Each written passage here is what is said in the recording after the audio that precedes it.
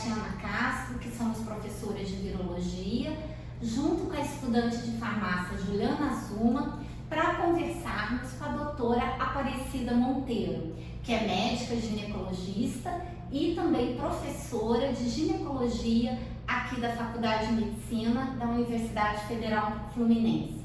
Eu quero inicialmente agradecer a doutora Aparecida pela disponibilidade, de horário para conversar com a gente, porque nós hoje vamos falar sobre o papilomavírus humano, que a infecção pelo HPV é a infecção sexualmente transmissível mais comum no mundo. E para nós esclarecermos tudo sobre HPV, nós vamos conversar com a doutora Aparecida e também para saber o quanto essa infecção pode impactar a saúde da mulher. Então, doutora Aparecida, muito obrigada. E primeiro nós precisamos explicar para os nossos seguidores o que é o papilomavírus humano. Então, obrigada pelo convite, é um prazer estar aqui, a gente falar de um tema tão importante dentro da saúde da mulher, que é a infecção pelo HPV. Então, como mesmo você disse, então, o HPV ele é um vírus, traz uma infecção de transmissão sexual, que é a mais comum. Então, para falar assim do HPV, eu sei que em relação à questão de virologia, vocês têm mais propriedade e eu vou então me deter na parte clínica, São muitos os tipos de HPV, são mais de 200 tipos de HPV e nós temos aí uma média de 40 tipos que podem infectar a região anogenital. Esses HPVs, eles são classificados, dessa parte que comete a região anogenital, em HPVs de baixo risco, normalmente o 6 e o 11, os mais comuns associados às verrugas genitais, os de alto risco oncogênico, o 16 e o 18, que estão mais associados ao câncer de colo de útero, daí a importância tão grande que a gente dá à infecção pelo HPV. Então, ele é um vírus pequeno, mas com uma biologia molecular bem complexa, Ele tem um tropismo por célula epitelial, então mucosa ou pele.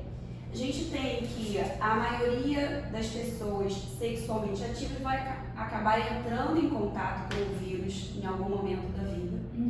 E a maioria vai fazer também uma infecção transitória, onde elimina o vírus também em algum momento, após essa infecção. Então aí a gente precisa esclarecer para os nossos seguidores que muitas vezes a pessoa pode se infectar pelo HPV, mas não apresentar a lesão, a característica lesão que é aquela verruga, E qual o problema disso, se isso tem algum risco? Então, o pico da incidência, da frequência dessa infecção é no início da atividade sexual, nas mulheres ali na faixa dos 20 ou 24 anos. Então a maioria vai entrar em contato e o sistema imunológico vai dar conta daquilo e vai haver a eliminação. Então a maioria não desenvolve nenhum problema relacionado ao HPV. Uma minoria inicialmente pode ter essa manifestação clínica, por exemplo, das verrugas, onde mesmo ela nota, ou a gente durante o exame físico a gente vai detectar. A verruga genital relacionada ao HPV, normalmente ela tem um comportamento benigno, são tratadas e a pessoa fica livre da verruga. Muitas vezes ela não fica livre do HPV. A persistência de alguns tipos de HPV, os HPVs de alto risco, eles podem então propiciar o aparecimento de doenças pré-câncer e até mesmo do câncer ao longo do tempo. Sim, e o fato dessa infecção transitória ser até os 24 anos de idade, por isso que não se testa para HPV, não se faz exame antes dos 25 anos, não é isso? É verdade, então a população jovem, ela tem bastante, a prevalência é muito alta e como a gente sabe, uma resposta imune boa nessa população, então ela tem uma facilidade maior de eliminar o vírus. Então a gente sabe que na maioria das vezes nessa população nós não vamos ter uma incidência grande ou robusta, importante de doenças associadas ao HPV. Então, detectar antes, você acaba aumentando uma morbidade, né? Interferindo naquela situação que normalmente a história natural vai se resolver e eliminar o vírus. Eu queria te perguntar uma coisa, você tem essa questão do câncer de colo de útero, mas eu vejo, né, os alunos às vezes chegam para a gente perguntando, eles têm um HPV de alto risco e eles acham que obrigatoriamente vão evoluir por um quadro de câncer. O que tem de fator de risco aí, além da presença do vírus, para o pessoal saber e conseguir se cuidar no que for possível? Perfeito, porque às vezes quando vê lá, né, alto risco, aquilo cria assim, só fica apavorado. Exato, né, realmente fica assustado até mesmo com a própria descrição ali de HPV de alto risco. Então, o 16 e o 18, eles são os mais frequentes, né, e eles estão associados a 70% dos casos de câncer de colo. Mas ainda assim, o que vai definir é o tipo viral e a imunidade do indivíduo. Então, essa interação é a principal. Outros fatores, eles estão associados também, não é? Então, como, por exemplo, o tabagismo,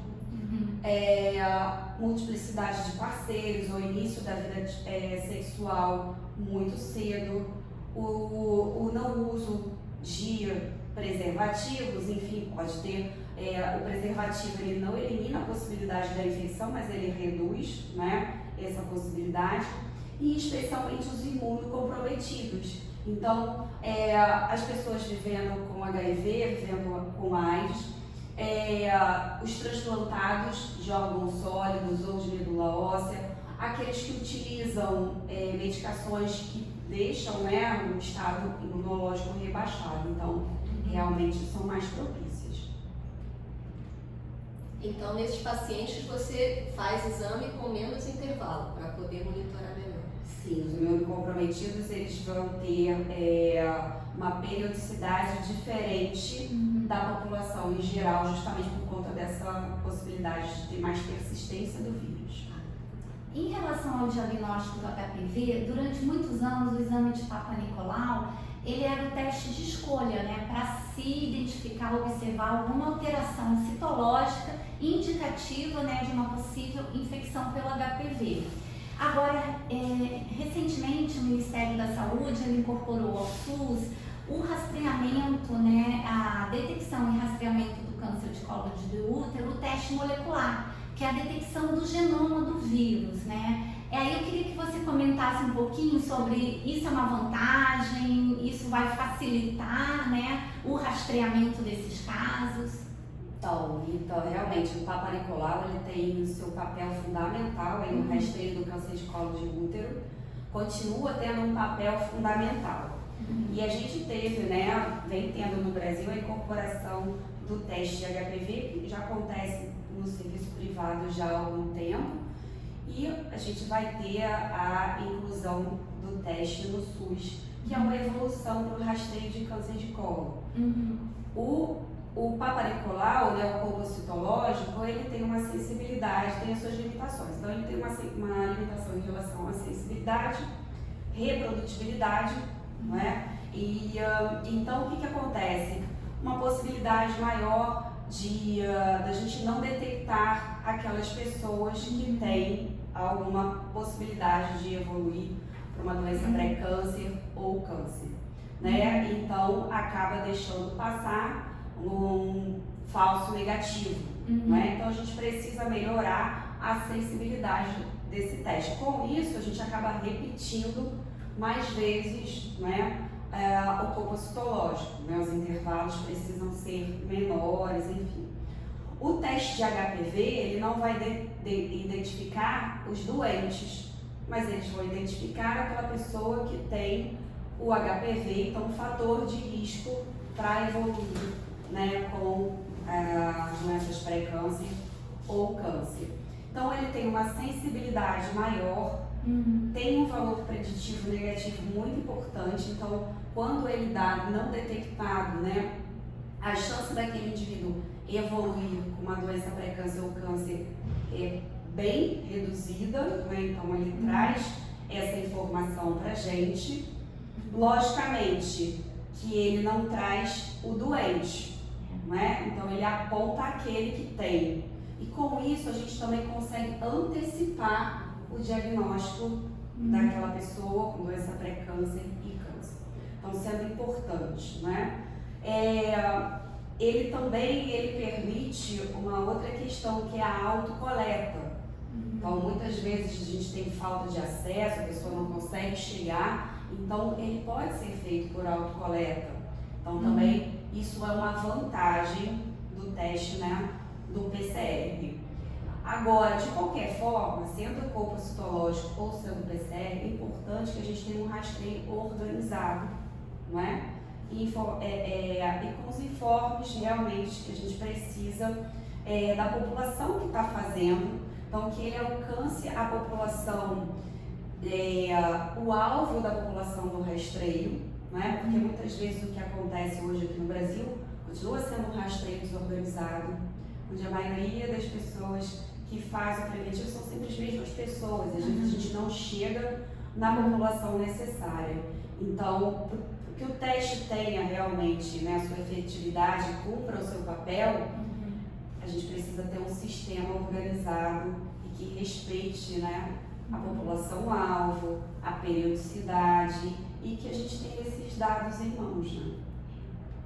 Isso é importante. Agora, parece que com o teste molecular você vai poder espaçar mais tempo, né, para poder fazer essa... Porque o Papa Nicolau, o preventivo, a gente volta quase que anualmente ao médico.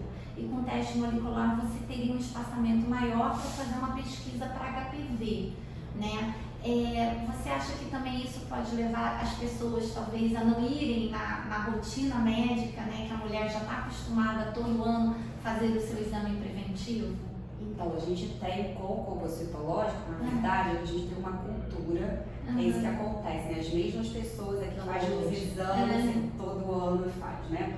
Então, pelo Ministério da Saúde, né, pela diretriz, logicamente que a diretriz não é uma regra fechada, né? Então é uma bússola que a gente precisa.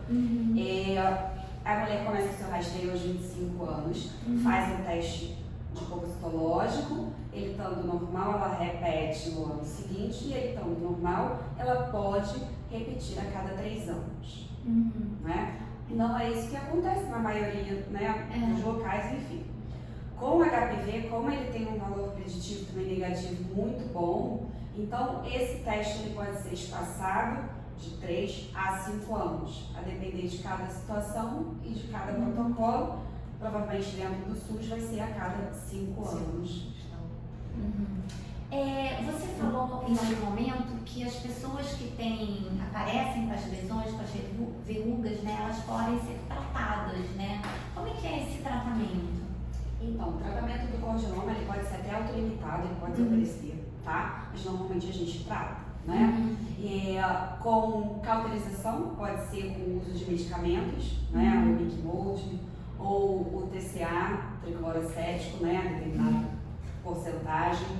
Essa cauterização também pode ser eletrocirúrgica, por eletrocirurgia, pode ser por laser e às vezes até, dependendo do tamanho, da extensão, enfim, existe até uma retirada cirúrgica daquele condiloma. Então é importante a gente ressaltar, né, para os nossos seguidores que o fato da pessoa estar infectada por um HPV, mesmo que seja um HPV de alto risco, não quer dizer que ela vai desenvolver o câncer, né? Perfeito. A maioria não desenvolve, né? A maioria consegue dar conta. E a história natural do HPV, até ele desenvolver, chegar a uma doença pré-câncer ou chegar ao câncer, é longa, não é? Para a pessoa que tem um sistema imune adequado, vai de 15 a 20 anos. Então a gente tem um tempo hábil para poder interferir naquele processo, né? De tratar a doença pré-câncer e não deixar que aquilo evolua. Então não é apenas, né, mas o HPV de alto risco é um fator de risco. Aí, na sua vivência clínica, você tem observado se o diagnóstico de HPV ele afeta a vida sexual, mesmo emocional da mulher? Afeta bastante, não é? A gente tem, às vezes, dificuldade de falar sobre isso, mas ainda bem que até mesmo com as campanhas de vacinação a gente vem falando cada vez mais. A mídia tem ajudado também nisso, não é? Porque pessoas influentes têm falado, passaram por isso, e é importante para as pessoas realizarem na cabeça dela quanto isso é comum, né? É realmente comum essa infecção. Mas, logicamente, diante de um diagnóstico de uma infecção de HPV ou de qualquer outra IST, tem o peso da infecção de transmissão sexual. Então, normalmente, a gente vê uma culpa, um medo, uma sensação de vergonha, né? Então, é um conflito ali que realmente acontece. Fora isso, é um vírus que está associado ao câncer de colo. Então, tem um medo muito grande, né? De estar ali dormindo com o inimigo, literalmente, né? Então, por isso que é importante, antes de fazer o teste ou durante, a gente ter o aconselhamento, né? Para já quebrar um pouco da resistência quando, se porventura vier um resultado positivo. Então, sim, interfere bastante. Além disso, ainda tem a desconfiança, porque como é uma infecção de transmissão sexual, tá ali com HPV, houve ou não houve, né, uma traição, que é a primeira coisa. Às vezes a pessoa não está nem preocupada com o câncer, mas está preocupada com a traição. Com o PCR, então, e isso. Você testa o parceiro, não, né? Não. Você testa só a mulher. Testa a mulher, né? Tem uma recomendação clara do rastreio para o homem, como a gente tem do rastreio para a mulher. E você mencionou a questão da vacina, né? Eu acho que a gente está num momento onde ter uma vacina para o IST é um avanço muito legal, ainda mais se você tem uma evolução do câncer. Como é que está essa questão da vacina? Qual a indicação? Qual a idade? E se o pessoal está realmente se imunizando? Como é que está a questão da vacina? Então, a vacinação no Brasil, a gente tem a do SUS e a do sistema privado. São vacinas do SUS, a quadrivalente, a do privado é a nonavalente. Então, a quadrivalente, ela inclui os tipos virais mais comuns para as verrugas, 6 e 11, e os mais comuns para associados ao câncer de colo, 16 e 18. É uma vacina que ela é profilática, ela não é terapêutica, então o ideal é que seja dado antes do início da atividade sexual, não é? A partir dos 9 anos de idade. Então, pode ser feito. No SUS se faz de 9 a 14 anos. Nessa estratégia de resgate agora, sendo feita até os 19 anos, muitos adolescentes, adultos jovens não conseguiram fazer, até mesmo por conta da época da pandemia. Às vezes, muitos ficaram sem vacinação, então pode ser feito. Independente de início de vida sexual ou não. Independente do início de vida sexual. E o SUS também, ele estendeu a cobertura para outras populações, os imunocomprometidos, então que pode ser feita dos 9 aos 45 anos, não só vivendo com HIV, AIDS, mas também os transplantados, os pacientes oncológicos, usuários de PrEP, podem buscar o posto, o serviço, a unidade básica para fazer a vacinação.